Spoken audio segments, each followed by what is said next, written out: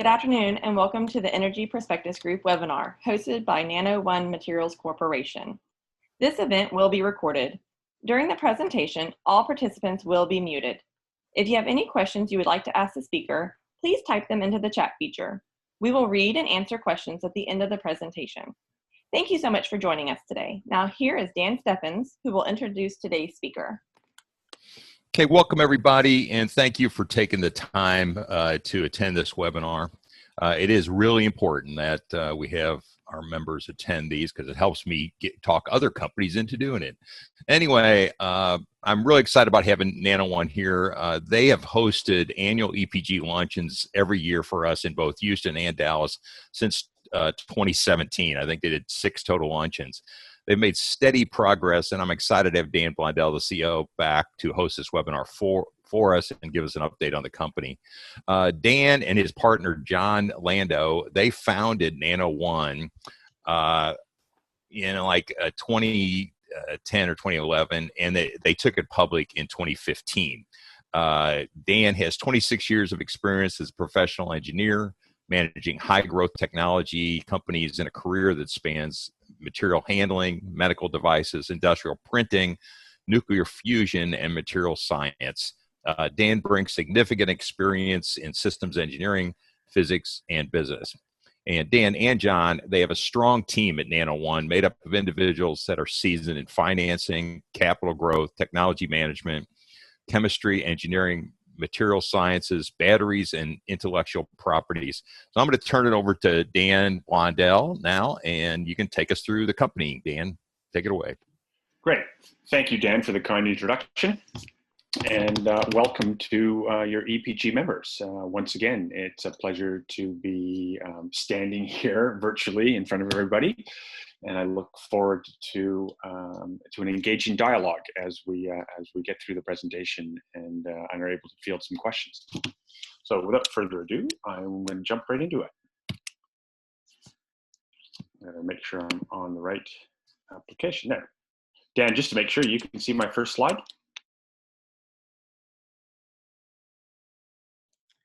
Yes, I can. I was on okay. mute. I'm sorry. Okay, no worries. I think it's just, I'd hate to go a whole bunch of slides into this and find out it wasn't showing. Great. So EPG webinar should be the first slide here. And for people that are new to the company, I'm going to kind of walk you through a very sort of overview of the company. And for those of you who know Nano One well, I think you'll find the messaging consistent and comforting with what I presented in the past. So we are an industrial technology company at Nano One, and we are developing process technology for the production of lithium-ion battery cathode materials. So the cathode material is one of the materials that goes on the electrode inside a lithium-ion battery and allows the storage and distribution of energy as the battery is charged and discharged. Cathode materials themselves are projected to reach about $23 billion in global in the global market by 2025. Nano One, as a technology company, is developing patents, intellectual property, people, engineering plans, trade secrets, etc., for licensing into the cathode material space and into the electric vehicle space. We currently have 16 patents that have been granted.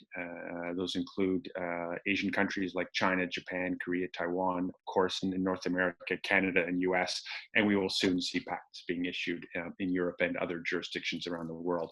And we have many more pending as well. So we never stop inventing. We're constantly filing patents. And in fact, we filed one just very recently, which I'll talk in a little bit more detail near the end of the presentation. All in all, we see the licensing opportunity in this $23 billion market at about 5% of the total market. So that's the $1 billion licensing opportunity we see overall in the space. And that kind of gives you kind of a rough view of who we are and how we are, what our business model is moving forward. As a public company, of course, I will say forward-looking things about the company as I get excited about it, and you just have to make sure you take those with a grain of salt and don't invest based on them. From a leadership point of view, Dan was kind enough to introduce myself there on the left-hand side of the screen, and he described me well enough that I don't need to go into any more detail. We do have roughly 30 employees, half a dozen PhDs in the company, and then from a senior leadership point of view, Dr. Stephen Campbell is our Chief Technology Officer, and he's been with us for 5 years now, and prior to that, he was the principal scientist at Ballard Power Systems and the Daimler-Benz spin-off called Automotive Fuel Cell Corporation. A long history in lithium-ion batteries and fuel cells, and is an extremely accomplished and world-renowned electrochemist. Mr. Paul Matisic, some of you will know from the public markets.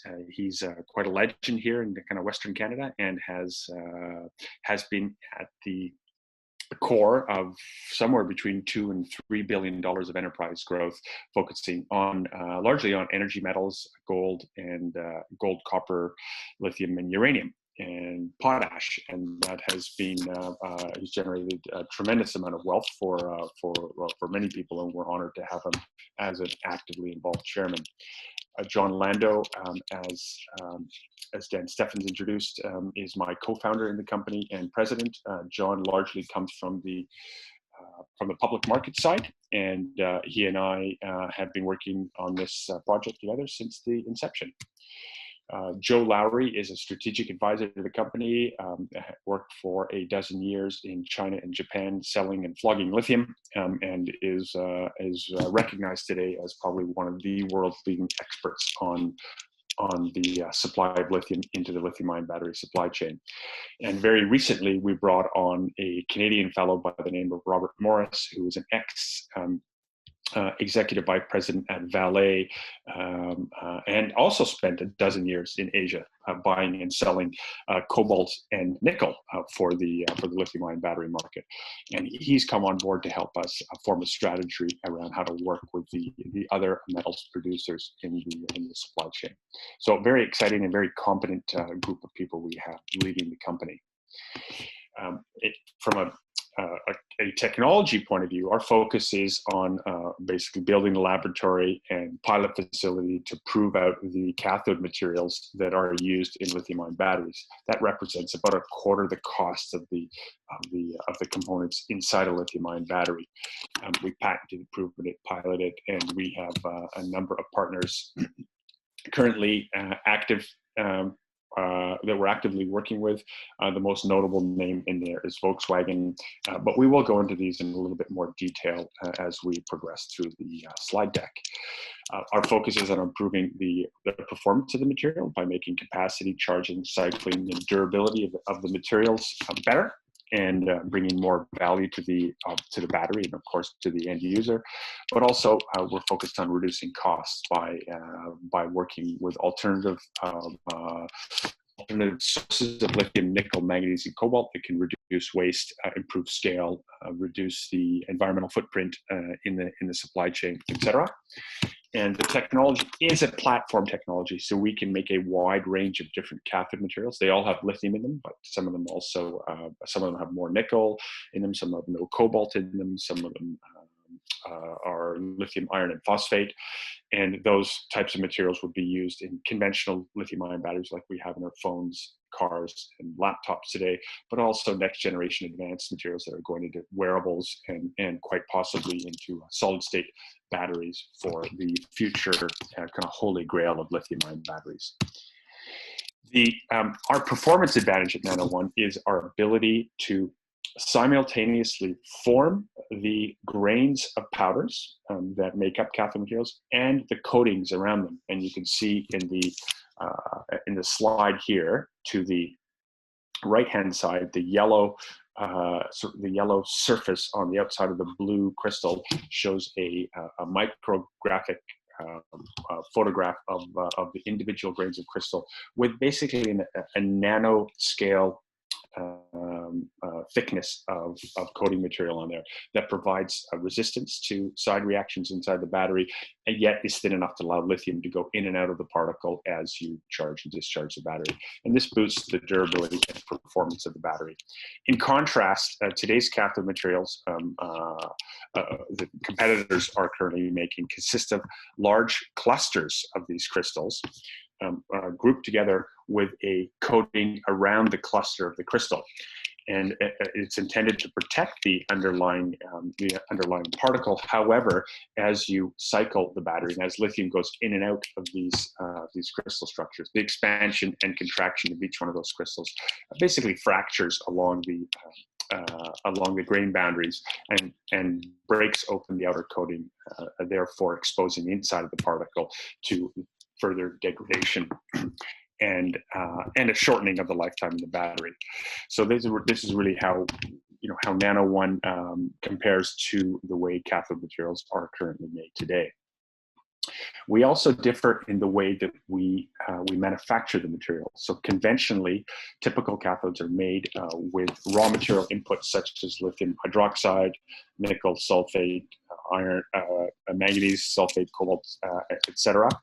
And those materials must be made, first of all, into a precursor. The nickel, manganese, and cobalt sulfate are converted into a mixed metal hydroxide, and that produces a very sizable sulfate waste and water stream. Right after that, the lithium is incorporated into the material by blending it in either chemically or mechanically, and eventually fired in a furnace before that outside coating can be made on the cluster of crystals.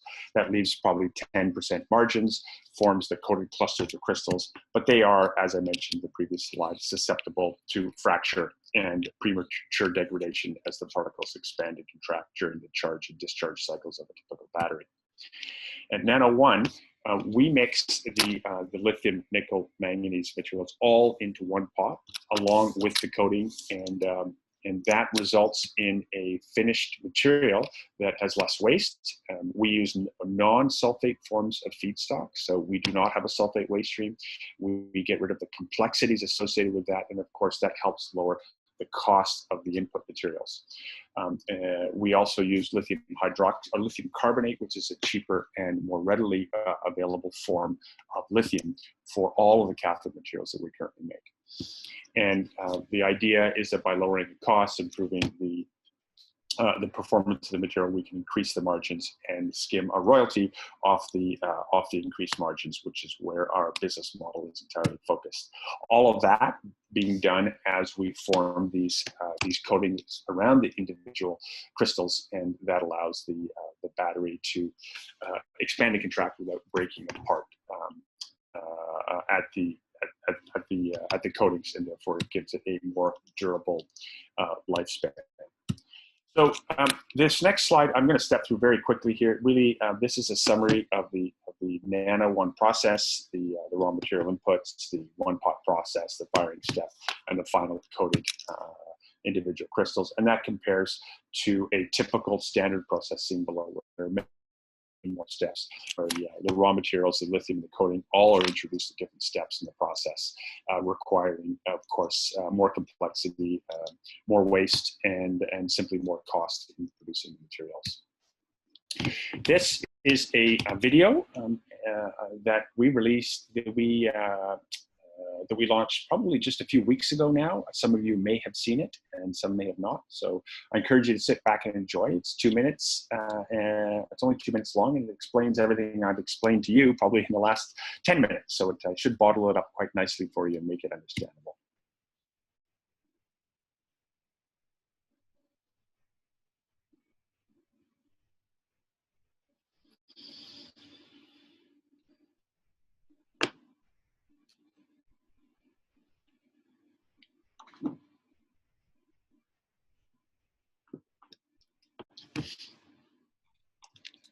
No sound, Dan.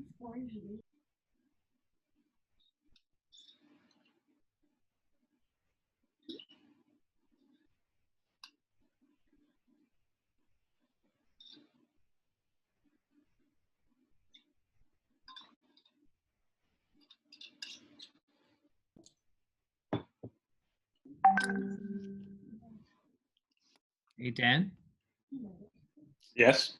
there's no sound on the video. Pardon me, there's no sound? No sound. Huh. Well, that's unfortunate. Dan Steffens, just maybe you could unmute very quickly and let me know if you heard anything. No, I'm not getting any sound on the video. Yeah. Oh, that's odd. It has worked in the past, and I'm not sure. I don't have an explanation why, and I'm not in a position to troubleshoot it. So why don't we just move on to the next slide? What I do encourage your viewers to do is go to the main page on our website, and this video is featured. It's one of the first featured videos on the main page, and we can provide a link to you, Dan, for follow-up with your viewers. Okay.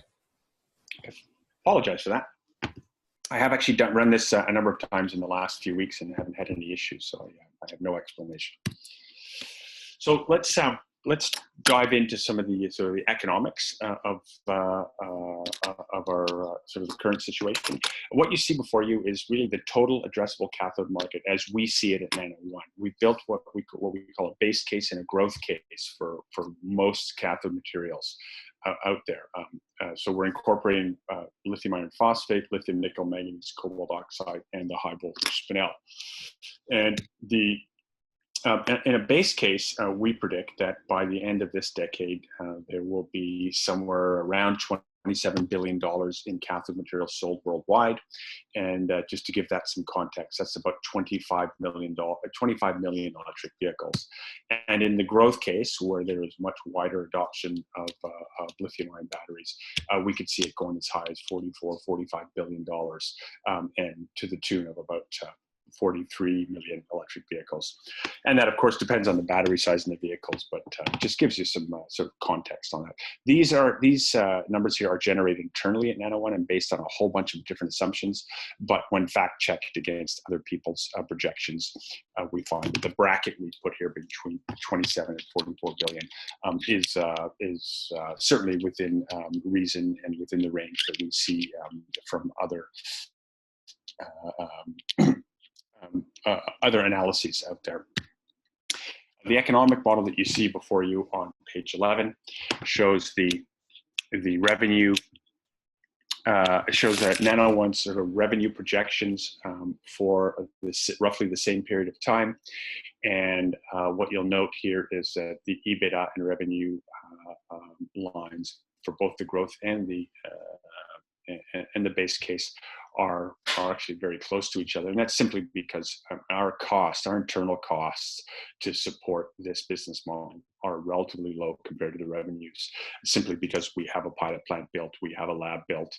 We may need to expand it bit by bit, but really there's not a lot of capital expenditure required to drive this business model along. And of course, there are many assumptions in here that have been made to assume this growth pattern. We are not currently in a revenue generating stage right now, but we are working hard to put that in 2020 and 2022 timeframe. So let's speak a bit about our partnerships, which I spoke about earlier. We'll start with Volkswagen.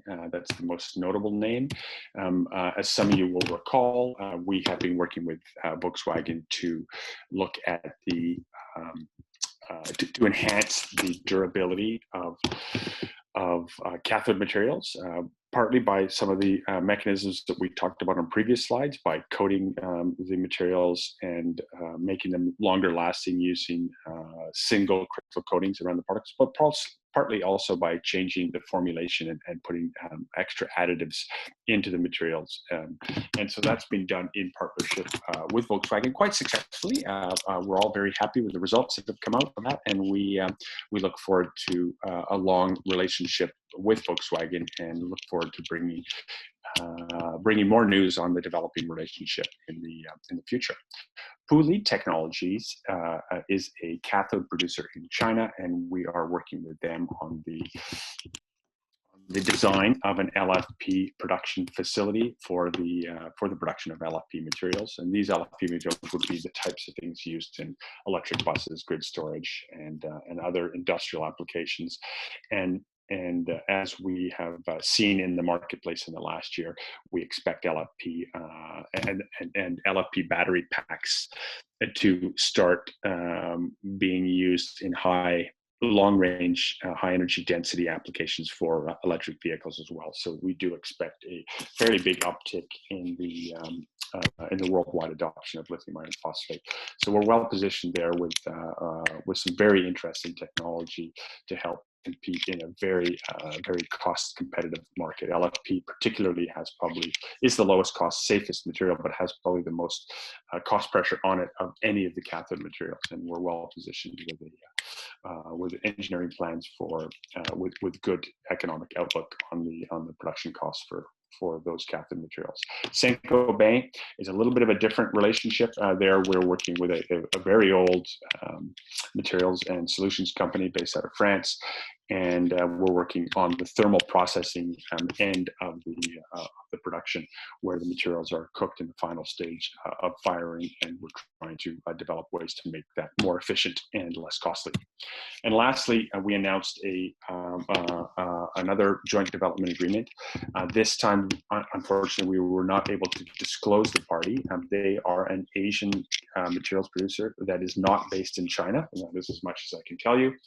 And the reasons we want to keep it, we are keeping it confidential at this point, is because of we don't want to give up our competitive advantage working with them.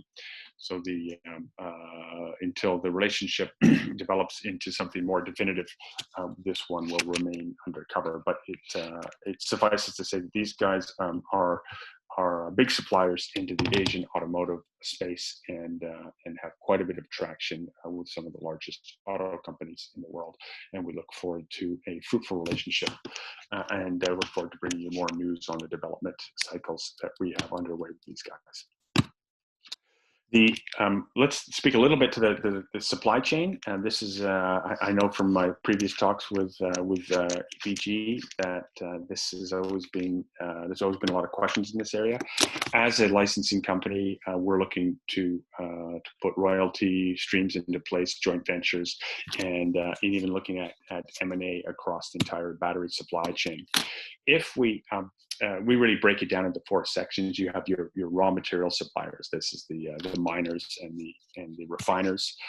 You've got your cathode producers that take the raw material inputs and convert them into a mixed metal material that can be used inside a battery.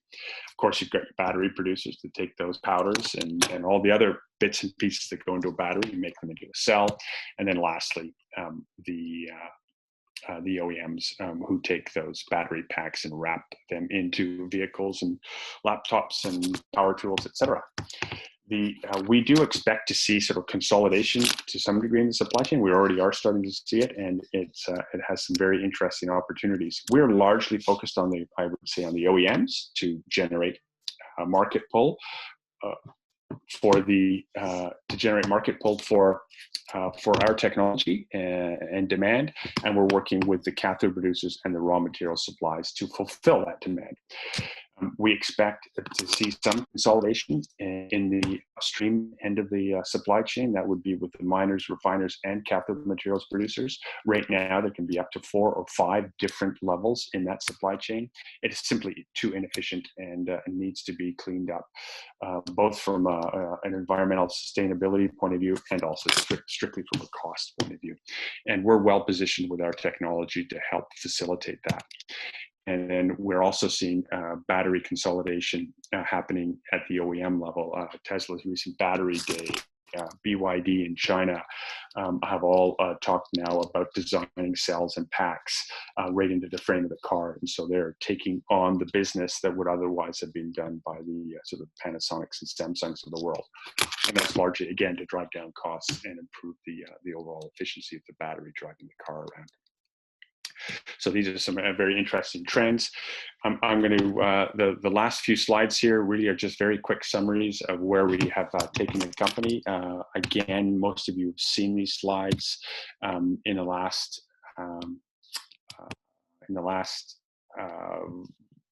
8 years of the company, we've raised $27 million in equity. Our latest raise actually came in late February with an $11 million private placement just before COVID and the oil crisis in the late winter, early spring, kind of took the markets apart. So we were very fortunate to get that in the door. We saw the opportunity, we jumped on it. It actually led to another influx of money from a local provincial government here, $3 million in non-dilutive monies, bringing that total to about $13 million over the history of the company. And right now we're sitting on cash and runway that gives us a multi-year outlook through 2024 with the current estimated burns we have on our budget.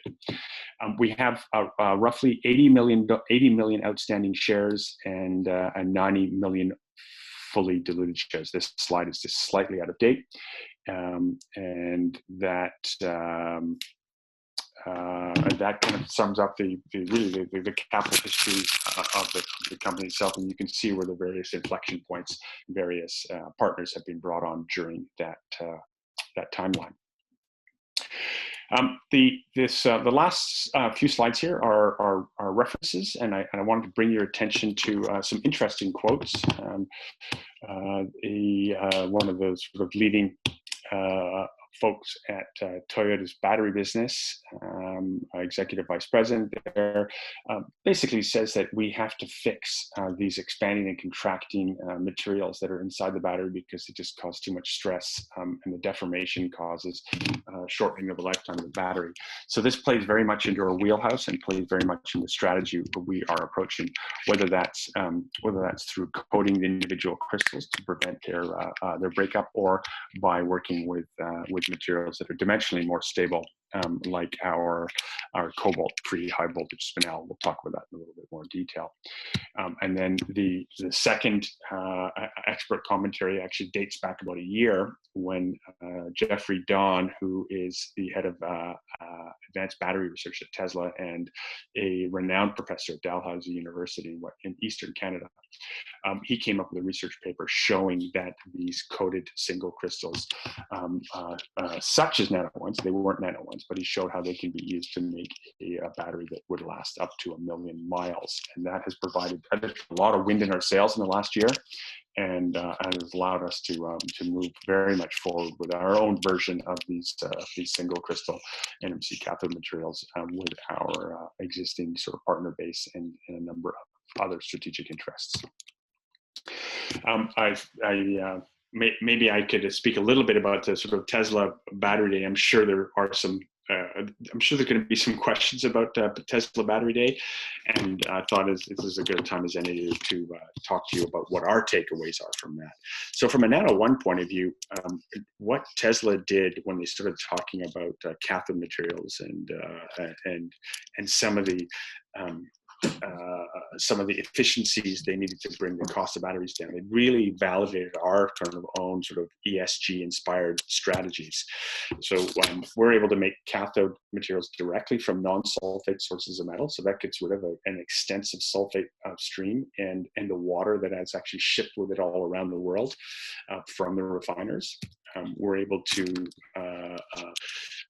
also, because of that, we're able to reduce a number of the costly steps to not only to make the sulfate at the refiner, but also to get rid of it at the cathode producer. So we eliminate these two sort of very unnecessary steps in making cathode materials. And then obviously any water that gets shipped around with this and has to be rinsed and decontaminated is really a needless amount of water consumption. And Nano One's technology is actually relatively water efficient in that sense.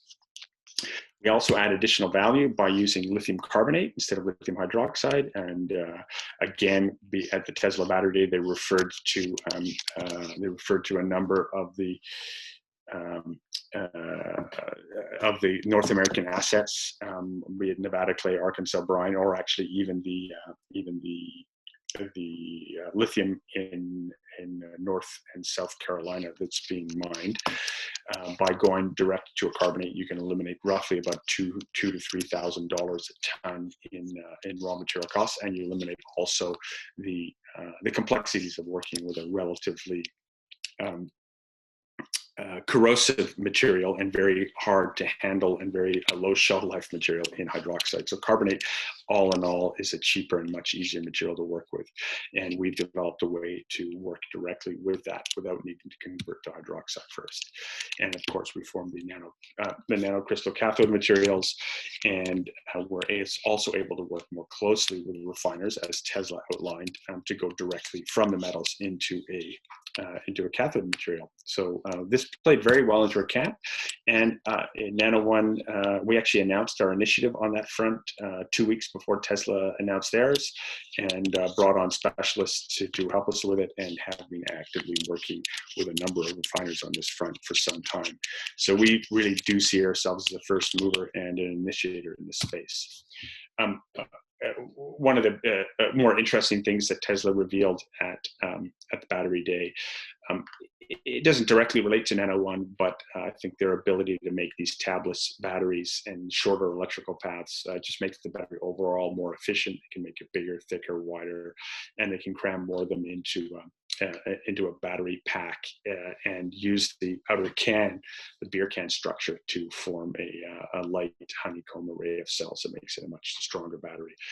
We saw a similar type of approach coming out of BYD in China earlier this year, except that BYD is in full-scale production as of early this year, roughly 2 to 3 years ahead of Tesla on bringing a fully integrated cell-to-frame architecture to market. And I think we can expect to see the same kind of announcements coming from the electric vehicle OEMs all around the world, because it is a natural progression in the space. So exciting to see Tesla moving in that way. They're not the first to do it. Of course, they're the loudest and most prominent to do it. And I think it will certainly push other OEMs to go in that direction as well. So just a rough commentary on what it means to Nano One, I think what it means to the general battery market itself. These last few slides are technical. I'm going to breeze through them very quickly because it might open some questions. High voltage spinel, which is one of our verticals in Nano One, this is a nickel manganese based cathode material with no cobalt in it. We apply that coating to the crystal on the outside, and it produces a much longer lasting material. We announced this morning some very prominent results and the filing of a patent for the production of a battery using these high voltage spinel batteries that is shown here to last out to 1,000 cycles. This is actually quite a remarkable achievement using conventional chemistries and conventional batteries of this type running at high voltage. They normally don't last more than a few cycles, literally less than a dozen cycles. So we have actually proven a sort of a considerable marriage of the underlying components in the battery to make a very long-lasting battery. So that's kind of what the gist of the news release this morning. It's still very much at an early stage, but we believe will be quite fundamental in proving our technology to the marketplace. We've talked a lot about the underlying NMC materials and how they improve the durability earlier in the presentation, and this data was published in June, showing the difference between a coated and uncoated material lasting approximately 4 times longer with the coating applied to the material. So that's evidence of the increased durability the coating applies to the crystals. And then lastly, lithium iron phosphate. As I've spoken about before, we are in a stage right now. We're designing at a plant level and also looking at alternative feedstocks to address some of the aggressive market pressure on pricing these materials. But we're well along the way here to having designs in place to initiate production of the materials.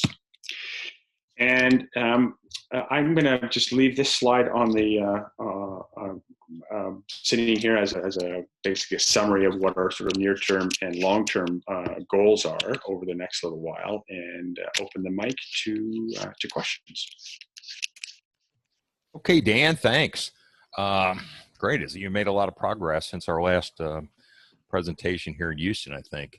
I was emailed several questions. I'll start with those, but I'll remind everybody, if you have a question, please go to the bottom of your screen and just click on the little chat icon down there, and then you can type in a question and I'll read it to Dan and we'll go from there. But I'll first start with several questions that we got.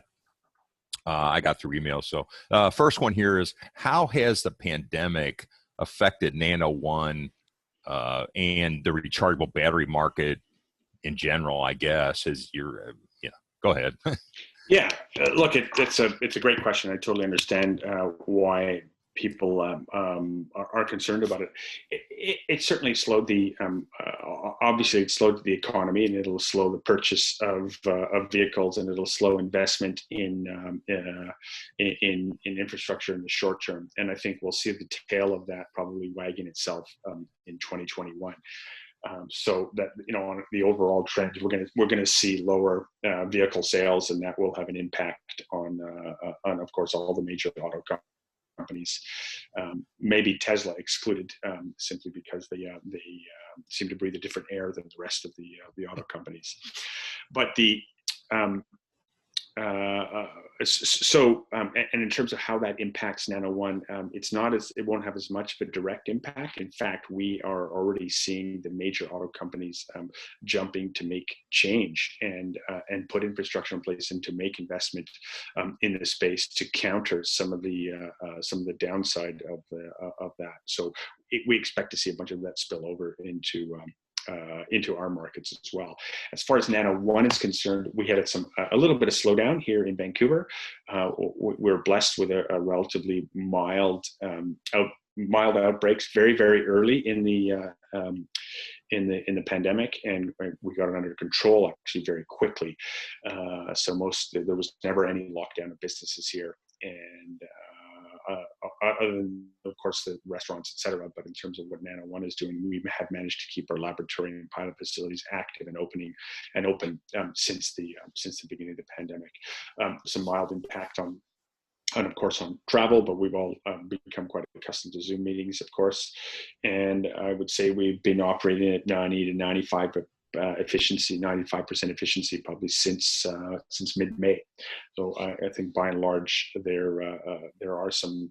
It's a double-edged sword, but there are some silver linings in it. But it has been relatively painless for Nano One to walk through this. We had to put safety measures in place, and of course all the distancing measures and protections in place to make sure that no one gets sick.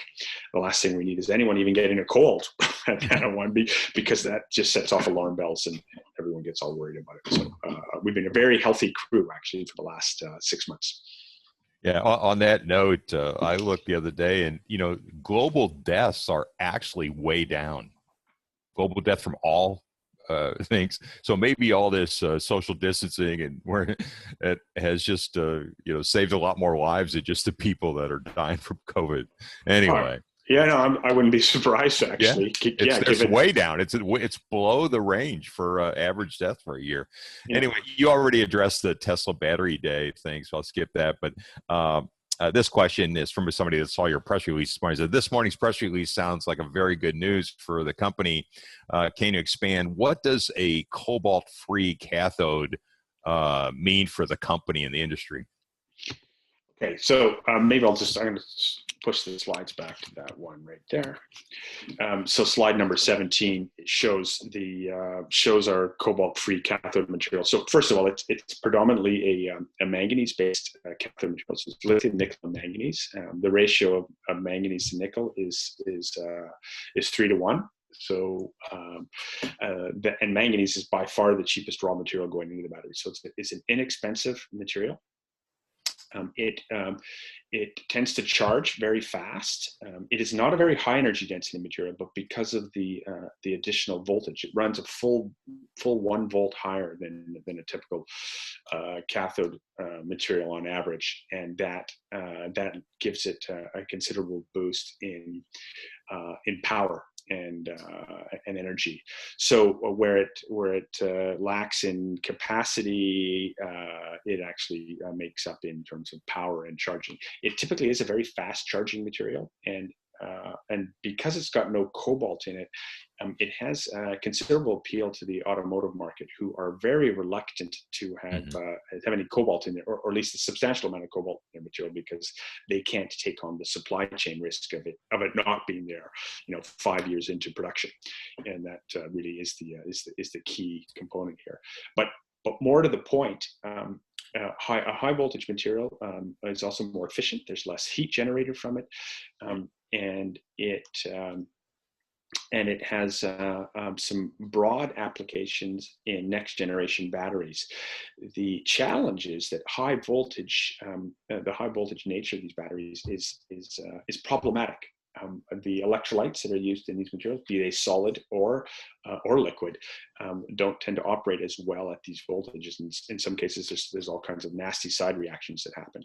And our announcement this morning shows that we found a way to couple it with electrolytes that actually function in the high voltage range, and so that prevents a number of the gassing and side reactions that happen inside the battery, and then coupled with the coated single crystal, we're able to make them last out a considerable amount of time and prevent other reactions like manganese dissolution in the battery and various other failure mechanisms. So it's really the combination of a number of things here that have made this possible. And we believe it could be the basis of a new generation of batteries going forward. Yeah, I think, if they can get batteries that'll go a million miles, that's a big deal. Anyway, and I've always thought that, having cobalt, because of so much of it comes from, one area, was always a problem that was a threat to the supply chain. So getting away from that's got to help. Let's see. Okay, we got some being typed in now. Can you rank the external threats to your strategy and talk about how intellectual property is safeguarded in foreign areas, particularly China? Yeah. I get asked this question a lot about China. Certainly, China has a history in the past of disrespect for intellectual property, and they have been getting much better over the years. And there's certainly plenty of evidence to suggest that. We have stayed away in China from potential partnerships where technology is not valued in their business plan. So companies that tend to are looking to accelerate production really quickly, ramp up to meet immediate demand, tend to be focused completely on the execution of build and produce, and have very little interest in basically risky technology, and if they do come across it, they tend not to have the kind of respect you need to protect it. So the partners we've chosen to work with in China have an established history of protecting the intellectual property, of pulling licenses for that intellectual property, and being aligned with the companies that are licensing it to them. So that's a fundamental part of our strategy, and I would say that's true no matter where you go in the world. It's very much building a relationship with the right company. There are a number of companies that are well outside of China, even in the European area, who have a dodgy history on intellectual property, and working with companies like that, one has to be very careful and has to make sure that the relationships and the protections are all in place.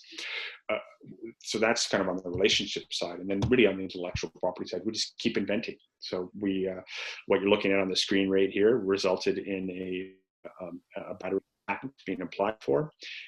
It is unpublished and undisclosed at this point, and it keeps everyone guessing. And by having dozens of such applications always on file, we keep everyone guessing. They don't know what we're doing necessarily, where our next step is going, and so it's an important part of any IP strategy, is to continue inventing and continue building the IP portfolio, so that you surround your core IP with a whole bunch of related intellectual property that is much more easily protected. And this particular one is actually interesting because it defines the battery itself, and that's the fact that it defines the battery is it's much more tangible than the underlying process, let's say, of making the battery. So it's just a much more tangible and easier to defend patent than one that might define the underlying process. So does this, your press release today, does this have something to do with the new joint venture, the undisclosed Asian JV? Well, it's all very much connected. Okay. You know, in all cases, we are exploring all of our materials with all of our players. What I will say is that that what you're looking at here is entirely a Nano One.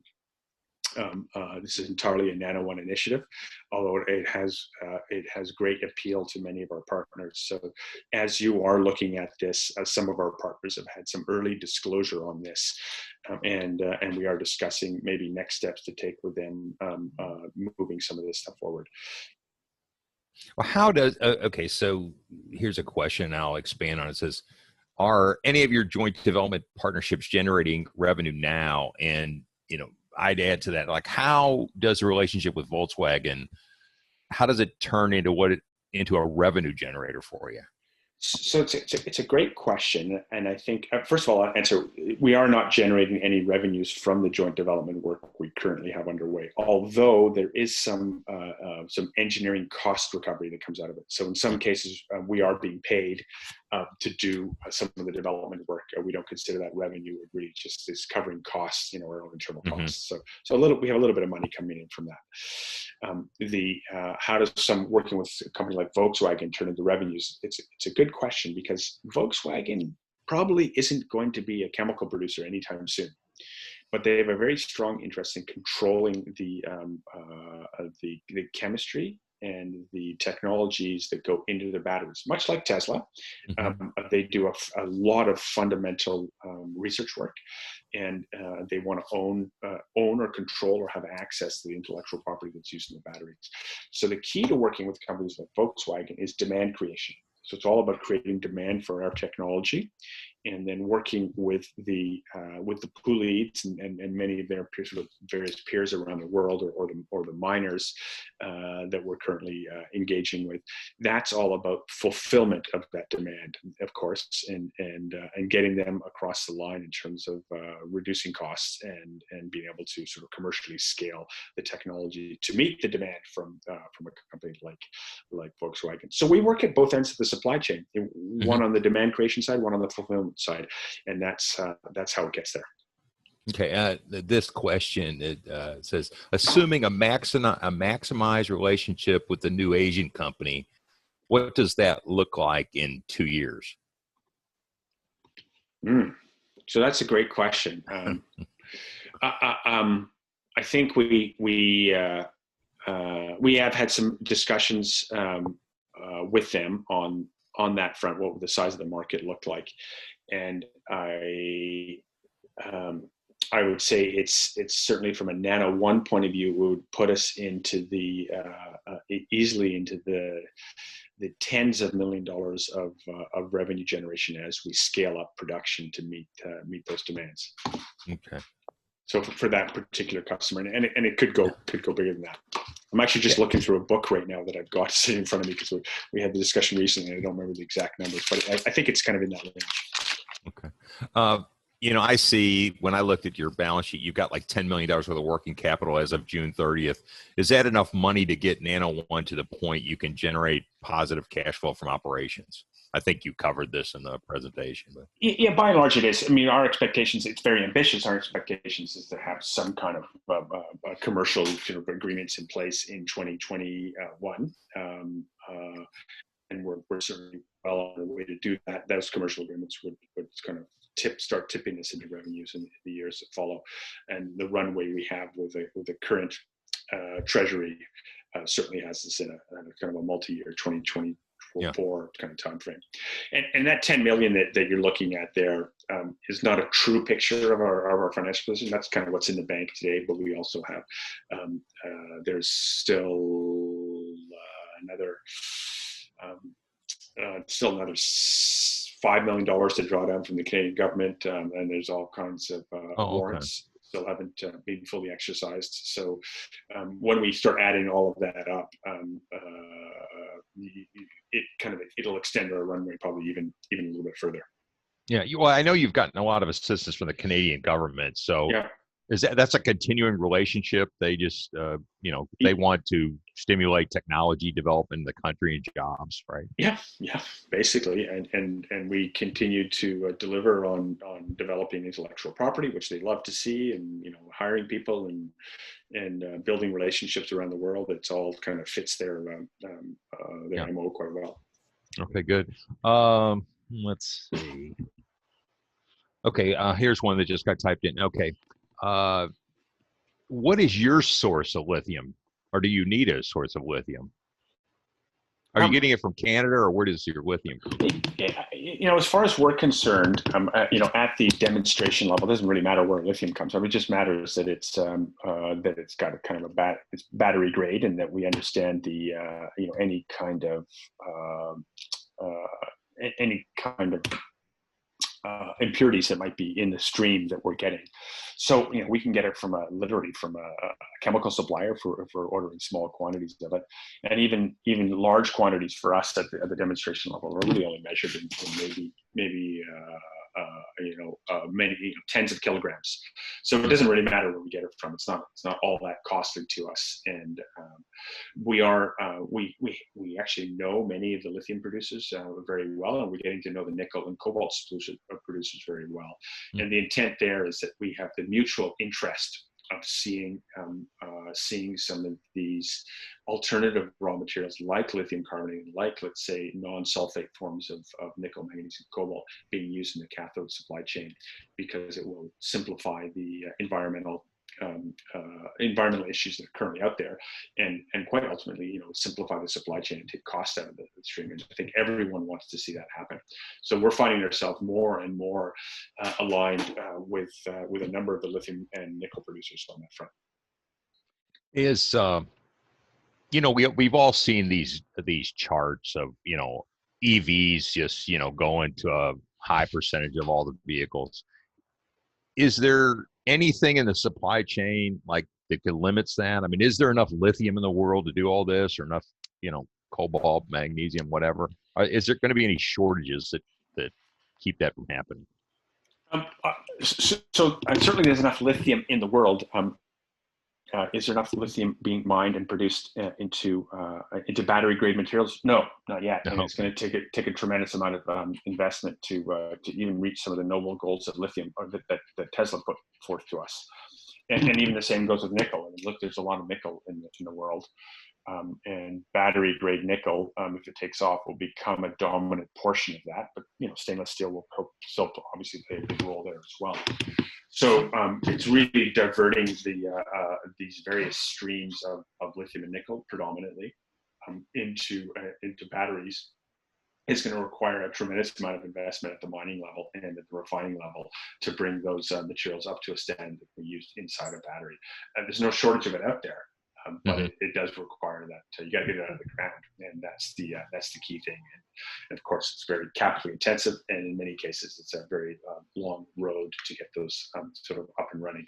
So I think we're going to be battling the supply demand constraints probably for some time to come yet in the lithium-ion battery space. So we can expect probably ongoing volatility in all of those materials for some time.